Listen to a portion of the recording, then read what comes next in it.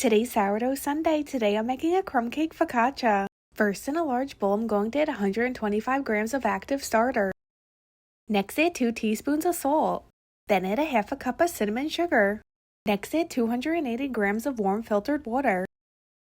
Then mix it up. Next, add 475 grams of unbleached bread flour. Next, mix it up until the dough forms. Then cover the dough up and let it rest for 30 minutes. Next, I'm going to do 3 rounds of stretch and folds, which just means I'm going to lift up the dough and place it on itself and then cover the dough back up and let it rest for 30 minutes in between each round.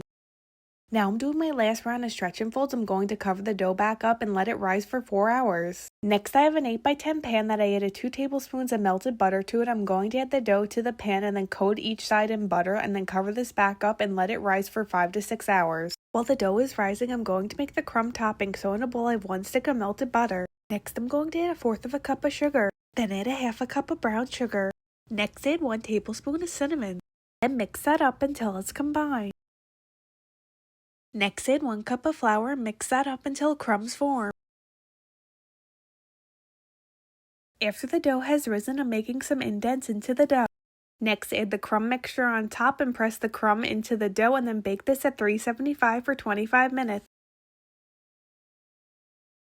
Next, make the glaze for the focaccia. So in a bowl, I have 2 cups of powdered sugar. Then I'm going to add 1/3 of a cup of heavy cream and mix that up until it's combined. Once the crumb cake focaccia comes out of the oven, add the glaze on top and spread it out.